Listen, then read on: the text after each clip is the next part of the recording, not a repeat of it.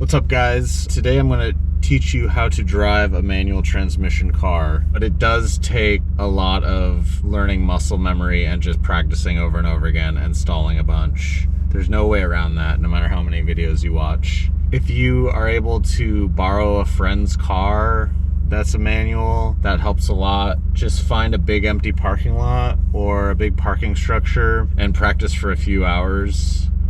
And that can get you enough of the way to where you kind of grasp the concept. What it will really take is you just driving around a car for a few weeks and you'll stall here or there. There's a little bit of a learning curve, but I'll just show you like the main mechanics real quick here. So once you're in a big empty parking lot or like a parking structure or something, first and foremost, you want to adjust your seat so that your left foot on the clutch can comfortably reach the floor all the way down. And you might not be used to that. You might be used to your seat being a little bit further back. So get used to like pushing your left foot on the clutch all the way down, and your leg shouldn't be completely extended. It should be easy for you to do that. So you might have to get closer than you've been in the past. You want to get used to the shift pattern in your car, where reverse is, and you can do this with the car off. Figure out like where first is, where second is, like how does it feel to move the shifter. Then you want to turn on the car. Typically in a manual, when it's off, it might have the parking brake on and it's probably in gear. So to turn on the car, it's pretty much always foot on the brake, clutch all the way in, and turn it on and hold your feet like that. It's still in gear. Depending on if you're parked uphill or downhill, it might be in reverse, it might be in first. If you take the clutch out now, it will stall. So put the shifter in neutral, and you'll know it's in neutral because you can move it freely back and forth, and then you can take the clutch out. And there's a guy watching me in this parking lot, so I'm gonna go somewhere else. Imagine the engine is powering a donut that spins, and when the engine's off, the donut's not moving. When the engine's on, even if you're not moving and the engine's idling at a low RPM, that donut is still spinning. When the RPMs go up higher, the donut spins faster. But all that can happen independent of the car moving. There's a second donut connected to the wheels of the car, and that donut is only moving when the wheels are moving. So like right now we're not moving, that donut is still, but my engine donut is moving. When you're in neutral, those donuts are not touching. When you're in gear, they get pushed together. Unless you push the clutch all the way to the floor and then they separate again. A donut hole in a donut's hole. So if you're in first gear, I have the clutch in. If I were to let go of the clutch, the spinning engine donut would meet with the stationary donut connected to your wheels, and there would be not enough power from the engine to move that second still donut, and the car would stall, like so. I'm gonna leave the brake on, but I'm gonna take off the clutch. So the car stalled because those donuts met together and the engine donut became frozen and stopped moving, and so the engine died. You're gonna stall a bunch. It's fine. Just put the clutch back in, turn the car back on. It's all good.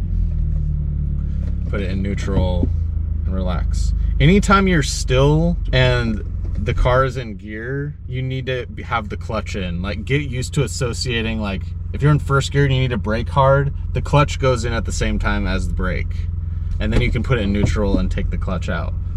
Only if the car is in neutral can you take the clutch out, or you're moving at least a fast enough speed so that the donut connected to the wheels can keep the engine donut moving, okay? So I know that's a lot, but it helps me to like visualize that connection happening. So what you need to learn, which is different in every manual car, is where that bite point is. So when the clutch is all the way in, those two donuts are apart. As you start letting off the clutch, they start joining together. What is the point, the bite point that they join together? It's not actually at the floor, even though you should get in the habit of clutching all the way in the floor. go to a flat area, put the clutch all the way in, put it in first, and don't even give it any gas. Just take off the brake and slowly let off the clutch. I have to brake a little bit because I'm not fully flat. But like really, really slowly take it off. And the donuts will start to connect. And then just hold it. As the car moves, hold the clutch there. I'm giving it no gas. And it will start moving the car. Now if I take the clutch all the way out, it may stall. But now if I give it some gas, the donuts are kind of touching, give it some gas, and now release the clutch, and now we're moving. And now they're both touching,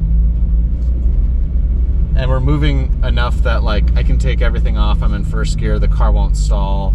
Only till we get really, really slow, and this is different for some cars, they'll stall easier, but only till we get slow enough and the RPMs are low enough will the engine actually die.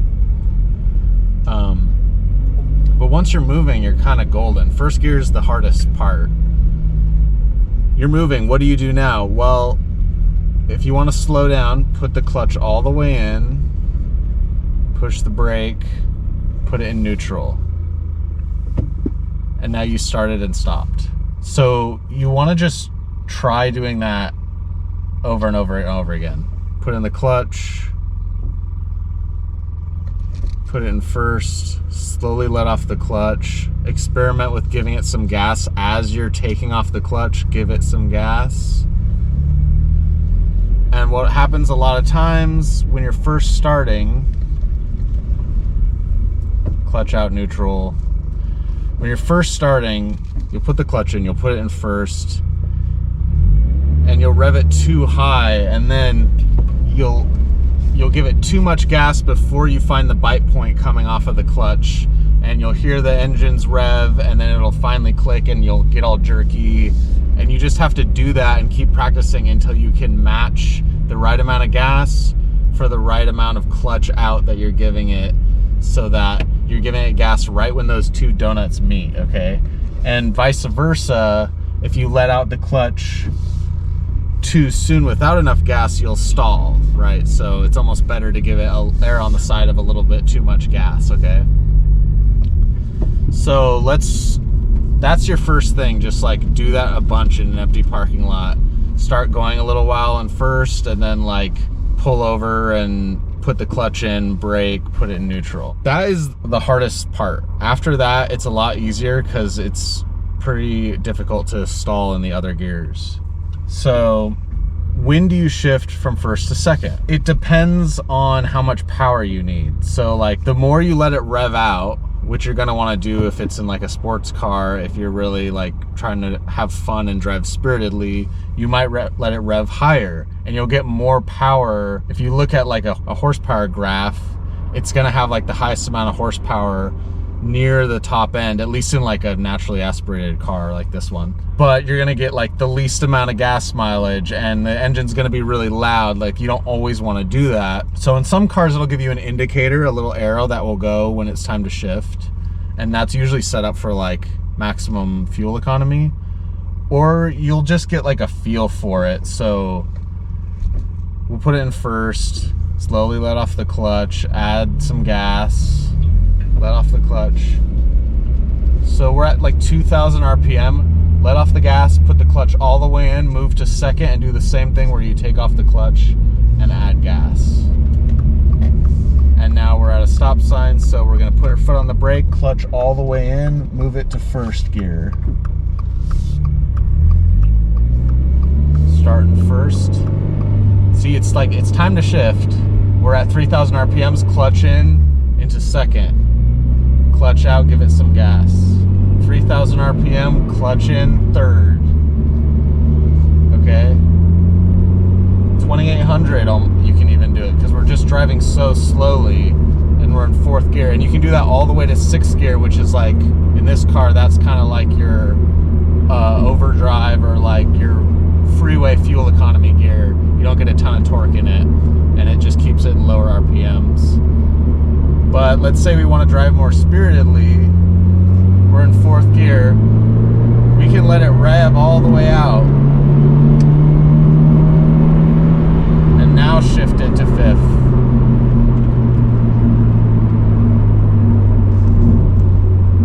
But when you're just learning and putting around, you can do it a lot lower RPM. So now we're in 6th gear at 2,000 RPM because we're just going at a steady speed. We don't really need torque or horsepower.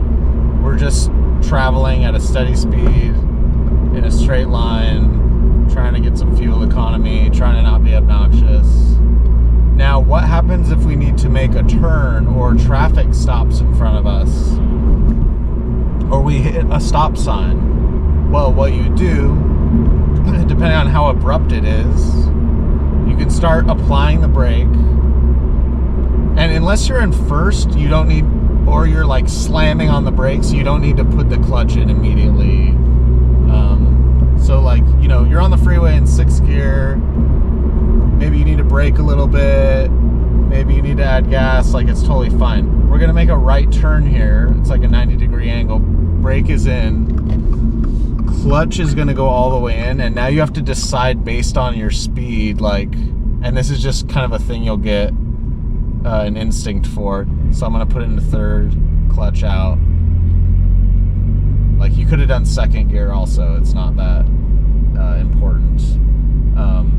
Unless you're like on a track or on a canyon road and you want to maintain, you want to stay in the power band, then you want to stay in a higher RPM. But just for learning, like, sometimes you can be in 2nd or 3rd. It like doesn't really matter as much, and you'll just get a feel for it. Now, if you watch my other video on like heel toe, it does a brief explanation of this, but like when you're downshifting, sometimes it makes the car even smoother if you give it a little throttle blip. We're in 3rd, say we want to go to 2nd. Yeah, we could just clutch in, go to 2nd, and then give it some gas, but it jolts forward because the engine is moving slower than the wheels, and it's going to connect, and the wheels have to speed up the engine, and so it jolts. But if you're in 3rd and you want to go to 2nd, clutch in, hit the gas for a second while the clutch is in, then the revs are high and they're the same speed as the wheels when it connects. But you don't have to do that right away. You just want to focus on not stalling at the beginning. So now we're cruising in 2nd, but you can hear like the engine is, you're just sitting at a steady speed and it's too high. Like now we're going downhill. You want to shift to 3rd, okay? And you'll just kind of listen for the sound and know what tone is like a good RPM for what you're trying to do. We're coming to a stop sign, so brake, clutch all the way in, neutral, look both ways, put it in first, take your foot off the brake, slowly let off the clutch. I took too long, a car's coming, but slowly let off the clutch, give it gas. Okay, we're in 2nd, clutch in, 3rd. Now give it some gas as you take your foot off the clutch. A couple things to help the longevity of your car. At first, you're gonna wanna just like rest your left foot over the clutch. Barely tapping it, it'll prematurely wear down your clutch. So you wanna use your dead pedal over here and just leave your left foot on there until it's time to shift from 3rd to 4th. Let off the gas, clutch all the way in, down to 4th, let off the clutch, go to gas in. And like the faster you do that transition, the happier the car will be. So from 4th to 5th now. See, that was like a lot smoother. Because the slower you do it, the more time the revs have to fall, and then they have to readjust to your next gear. So there's some debate on this. Okay, so a car went in front of me, I had to brake. And now we're in 5th, but we need to go clutch in down to 3rd because we're going a lot slower now. So there's like some spontaneous things that will happen that you just have to adjust for, but you'll get good at it over time. I'm of the mindset resting your hand on the shifter is not good.